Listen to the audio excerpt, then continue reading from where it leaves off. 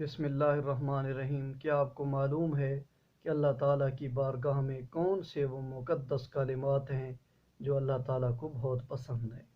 تو آئیے بخاری شریف کی حدیث پاک، آخری حدیث پاک ہے غالباً، حضور نے ارشاد فرمایا کلماتان خفیفتان علی اللسان ثقیلتان فی المیزان حبیبتان عند الرحمن، کہ دو ایسے کلمات ہیں جو اللہ تعالیٰ کو بہت ہی پیارے لگتے ہیں اور وہ زبان پر انتہائی ہلکے ہیں اور میزان میں ان کا وزن بہت زیادہ ہے۔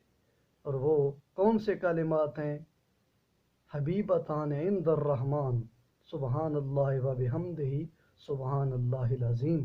تو یہ سبحان اللہ و بحمدہ سبحان اللہ العظیم کا وظیفہ ایسا پیارا وظیفہ ہے جو اللہ تعالیٰ کو بہت پیارا ہے، اور کیسے پیارا نہ ہو کہ آئیے اس کے کلمات کے پہ غور کیجئے۔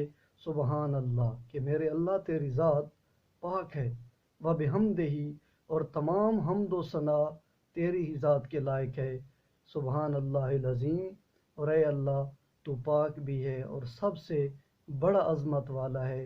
گویا ان کلمات مقدسہ میں اللہ تعالیٰ کی بارگاہ میں ایک تو اس کی شان قدوسیت کا بیان ہے، تو دوسری طرف اپنی عاجزی اور انکساری کا بھی اظہار ہے کہ یا اللہ ہم تو کچھ نہیں، تیری ذات ہی بلند و بالا ہے، سبحان اللہ العظیم۔